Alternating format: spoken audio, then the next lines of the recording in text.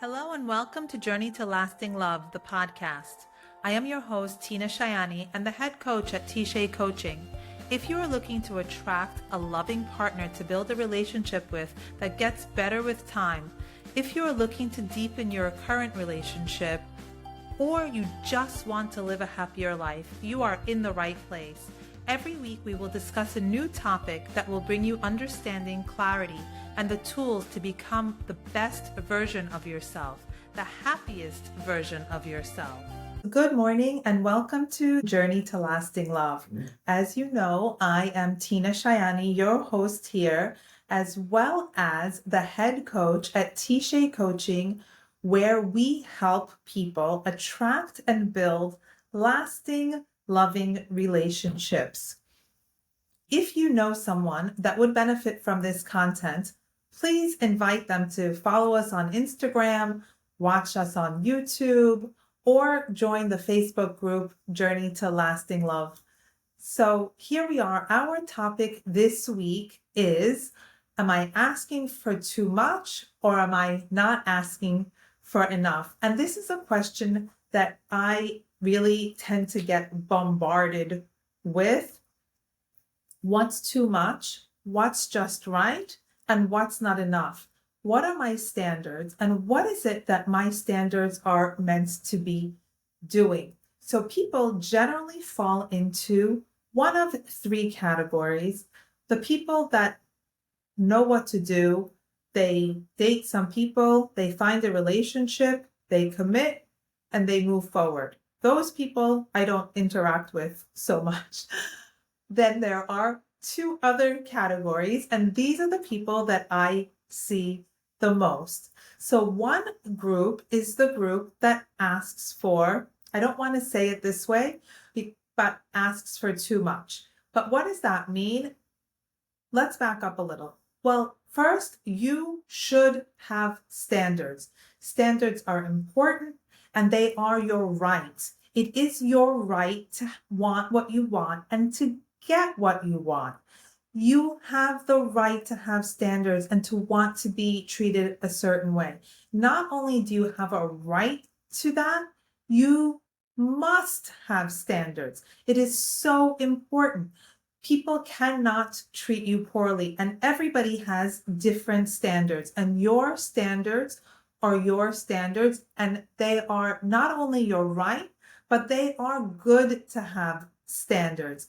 Standards are our preferences. So when I go into a store, I am naturally attracted to things that are red and things that have hearts on them. It's to the point that my daughter told me, Mom, you can't buy things with hearts on them anymore.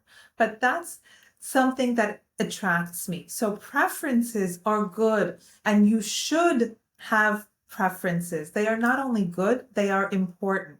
Life is not a free-for-all. So you are meant to have standards. Where we say, are you asking for too much, is when we use our standards as a defense mechanism. When we use those standards to keep people away. So that is a difference. One is to have standards. Yes, very, very important. We must have standards in order to have a successful relationship. We must also know what our standards are, because it's like taking, I don't know, what kind of cuisine do I have no experience with? Like if I go to a buffet and I cannot identify any of the foods and every food is the same, I'm going to have difficulty finding something that I like. So a standard is knowing what you like, knowing what you expect and makes you feel good. Now, I'm not saying standards that are ridiculous. Like, okay, I will not date any man that is below 6'5". There are plenty of nice men that are shorter than 6'5". So if you set yourself up with a standard like that, it's going to become slim pickings and you're going to miss out on a lot of really, truly wonderful people. But if your standard is, like for me, my standard was I like intellectual people. So I needed someone that could talk about like deep and meaningful things. And so that was the standard for me. I couldn't be with someone that wasn't interested in intellectual conversation. So when I went out into the world, that's what I was looking for. So right off the bat, I knew who was not going to be for me. Someone that is not interested in engaging in those kinds of conversations was not going to be for me. But if he was below 6'5", that was also okay. So when we say, are you being too picky? It's not that you shouldn't have standards, but are you hiding behind your standards as a defense mechanism? Are you using those standards to keep people away? So that often happens. Like I was working with a woman, and somebody set her up with a man. She talked to him on the phone. He was very nice. She goes, but I should go out with someone who uh, owns a used car lot or works on a used car lot. So that's being kind of judgmental and judging someone before you really know them. Like, if he has a car lot, he's not a criminal. But if you tell me I won't date someone who is incarcerated, that is a standard. But to give somebody a chance and not judge them prior to getting to know them. So somebody who is working and don't be turned off. Don't have that standard, that judgmental standard that turns people away before you get to even know them. So the idea is to give people a chance, as long as, they're not incarcerated, they're, don't have like something terrible. That is a standard off the top. And like the example of the intellectual criteria, that's something that I couldn't know and I wouldn't know until I went on dates and spoke to the person, and really more than one date to discover something like that. So the idea is to not be so picky that you don't give somebody a chance. And even if somebody doesn't seem amazing at the very first interaction, unless there is some humongous billboard of a red flag, I want to say go out with them. And I think that the story. My very first date with who is now my husband of 20 some years, over 25 years. Our very first date was a completely blind date, and that was at a time when there wasn't social media. So a blind date was really a blind date. You didn't know anything when you opened that front door. So we went out. The whole thing was an hour and a half round trip, and it was very not exciting. I want to say it was even a little bit dull. So I came home, and my mom looks at me. She goes, so what do you think? He's really cute. I said, you think he's cute? You go out with him. I'm not going out with him again. But I did go out with him again. And thank God that I did, because the next date was a little bit more interesting. And the third date was more interesting. And by the fourth date, we really hit it off. So if on that first dull date, I had decided that's it, I'm out, I would really be out. So the idea is to have a standard, know what it is that you're looking for, but to also give people a chance. Leave room for pleasant surprises. Leave room for yourself to be amazed with the unexpected. That, yeah, maybe you didn't want whatever it is that this person is, but maybe their other qualities are so much that it overrides what you didn't want. And maybe what you thought you didn't want isn't as bad as you thought. So that's the idea of like, don't be so picky at the onset before you get to know people. Give people a chance, get to know them, go on dates, go on more than one date. don't use a standard as a defense mechanism, because that person that you thought was dull may surprise you and be so much better than your wildest expectations. That's what happened to me. And it could also happen to you. Now, the other end of the spectrum, that a third category that people fall into, is the category that gives too much of a chance when we know that this is not the right fit for us.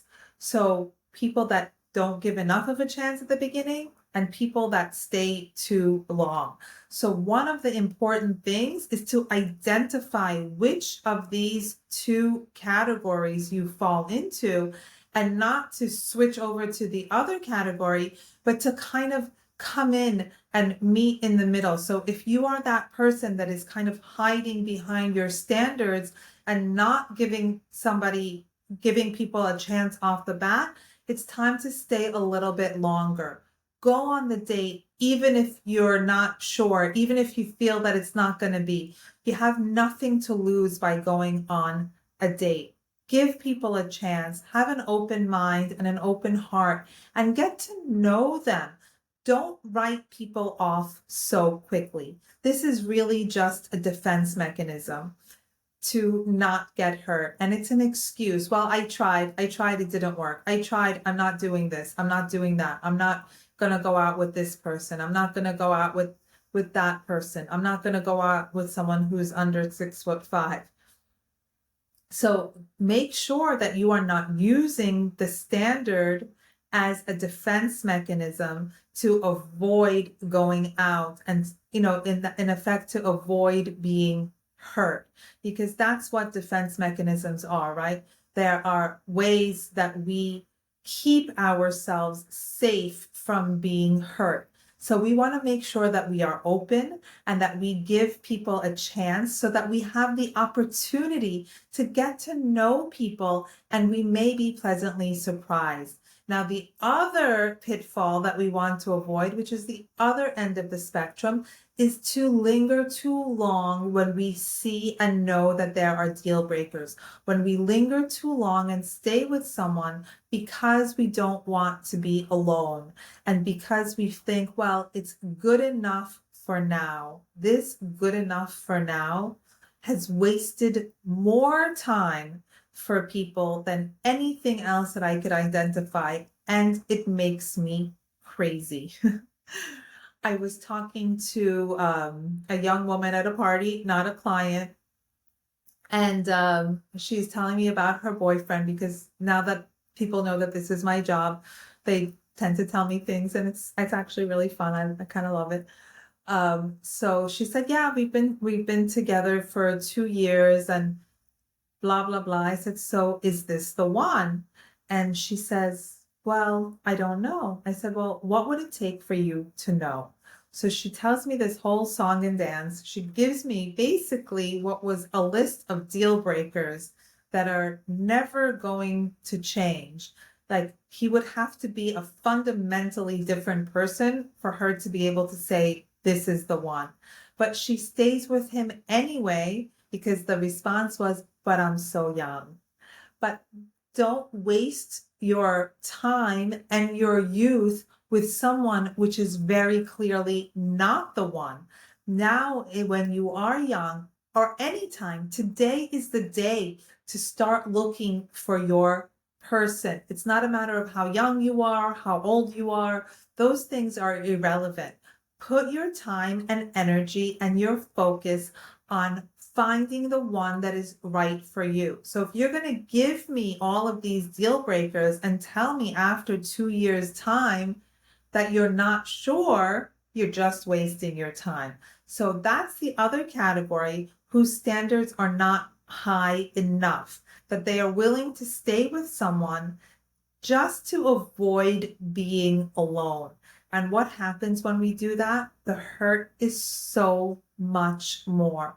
We are setting ourselves up for heartache, because it is not going to work. And you can put up with good enough for a period of time. You can say that I'm going to do this. I'm going to put up with this. I'm going to put up with this. I'm going to put up with this. But at some point, you will reach that breaking point. And at that point, you have now invested so much of your time and energy and your heart into this relationship that was never going anywhere. So what is the sweet spot? How can we become one of the people in the third category that has many relationships and finds the one and commits? How do we get there from where we are? The first is to identify which one of these two groups do I fall into? Am I someone that doesn't give people enough of a chance? Or am I the person that kind of holds on and makes do with what is presented to me? And once you have that information, you can kind of bring yourself to the middle and graduate into that third group that finds the right relationship, commits to it, and works to live happily ever after. And notice that I said works to live happily ever after, because once we find the one, it doesn't mean that our job is over. Now we have a new job of making that relationship better and better and better over the years. So which category do you fall into? The one who's hiding behind their standards, or the one that has no standards and will take whatever is offered to them because it's available, and they'll make do until they just can't take it anymore? And then let's move into the middle.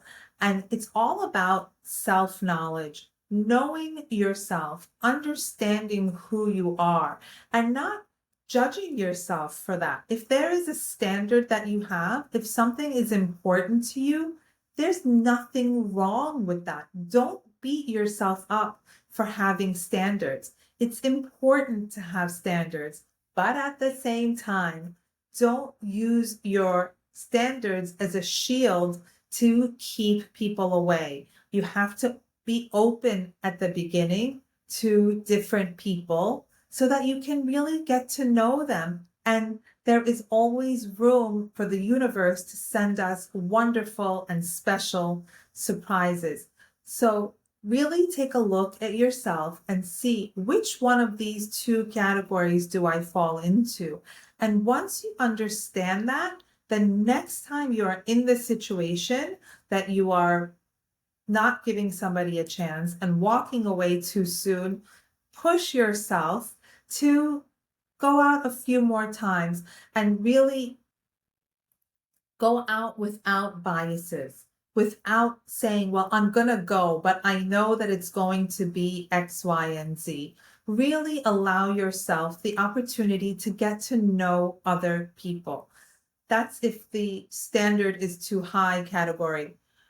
And then if you are the kind of person that tends to linger too long, after 3 or 4 dates, first, I want you to hold back a little bit, and don't be all in at the beginning. Be objective and take a look really with your logical mind at what is being presented to you without creating a fantasy for yourself about where this is going and imagining your grandchildren and all of those things. To be logical and to allow yourself the opportunity to walk away if it is clear that this person is not going to be a part of your future. Is this person looking for the things that I'm looking for? Are we aligned in what we are looking for in a future? Do we share similar dreams? Are we going in the same direction?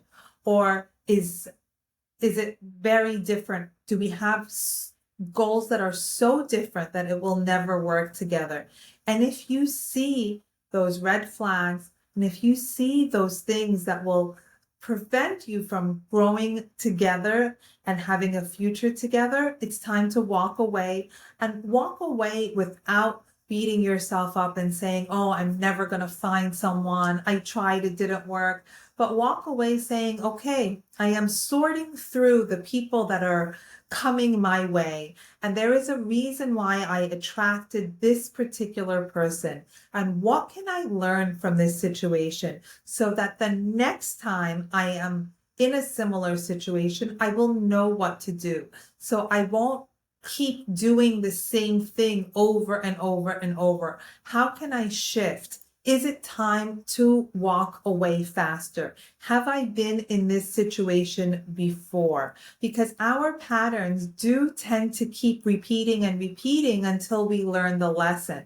So can we learn the lesson and move forward instead of clinging on and saying, well, if I don't stay with this one, I'm going to be alone forever. That is simply not true. It is not true that if you walk away from this one, you're going to be alone forever. There are billions of people in the world, and you are looking for just one. So is it true that many people you go out with will not be for you? Absolutely. You just need not just a good one, but one that is a good one for you. Because the good one for you may not be good for me and not good for the person next to me. There are people that we are drawn to, and there is a reason for that.